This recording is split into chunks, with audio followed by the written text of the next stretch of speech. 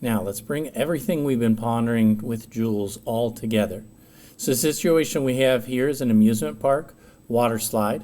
There's a section where the slide dips down and then raises back up. We know the speed that the slider is traveling at the top of the first hill at location A, and then the mass of the slider also. We're going to calculate the speed at location C. So then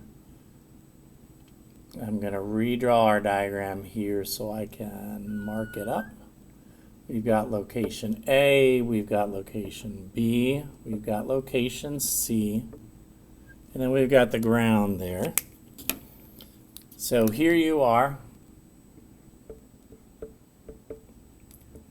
1.4 meters per second. You go down, you come back up. We want to ponder location C. So when you get right to here,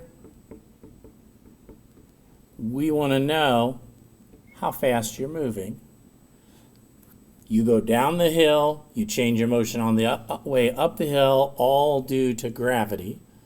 Okay, gravity is a conservative force, so therefore we can say that the mechanical energy when you're at location A, it will match B, and it will also match C. We need location C because that's where we want to calculate how fast you're traveling. So then, thinking about your different locations, remember our mnemonic, M, H, S. If you are moving, you have kinetic energy. If you raise to a height, you have gravitational potential energy. If anything is stretched or compressed, then you have elastic potential energy. So at location A and at location C, ask those three questions and then fill in the respective equation. So at location A, moving, yes, and that's in meters per second.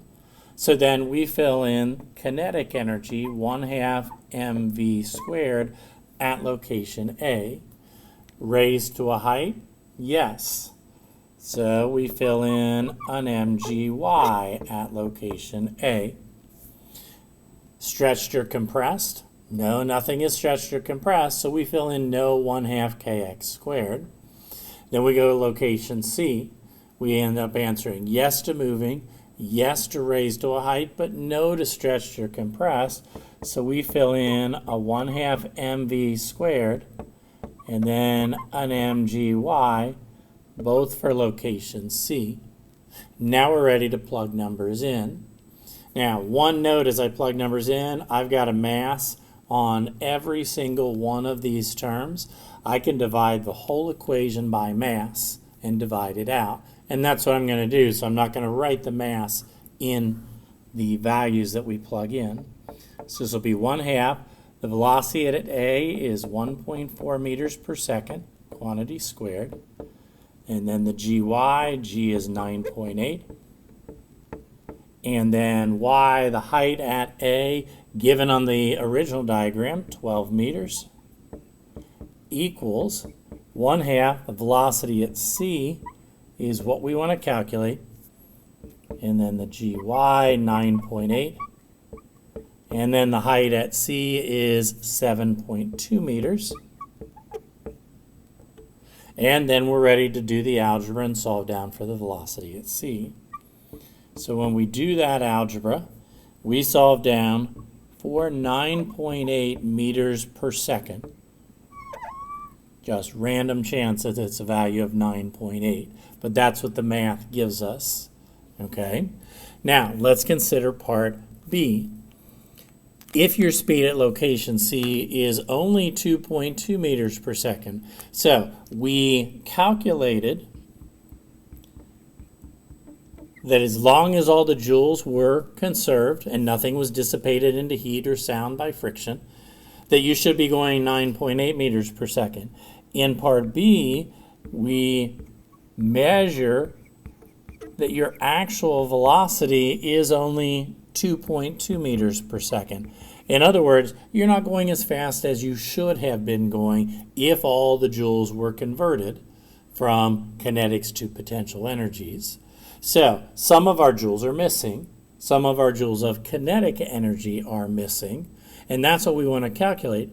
Calculate the mechanical energy dissipated. So then in part B, the joules of work that were done, basically in this case by friction, stole some of our joules of kinetic energy, and we weren't traveling as fast.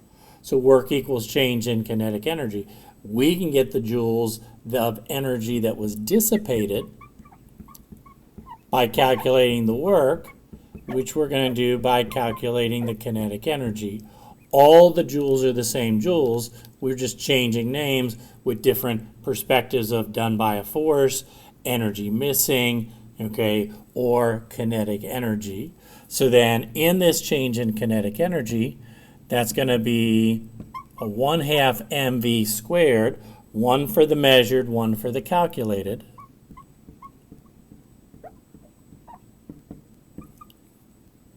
So 1/2 mv squared measured or actual minus 1/2 mv squared for the calculated value. Now we cannot divide the mass out here because then we won't get energy on the other side. And so then plugging our values in, 1/2 times your mass was 47 kilograms and the measured speed 2.2 meters per second. Minus 1/2 times 47 kilograms times our calculated velocity of 9.8 meters per second, quantity squared. So then when we do the calculation, we get 2,143.2 joules of energy that is dissipated, meaning it's converted into heat energy, sound energy, things like that, due to friction and other non-conservative forces. Ponder physics.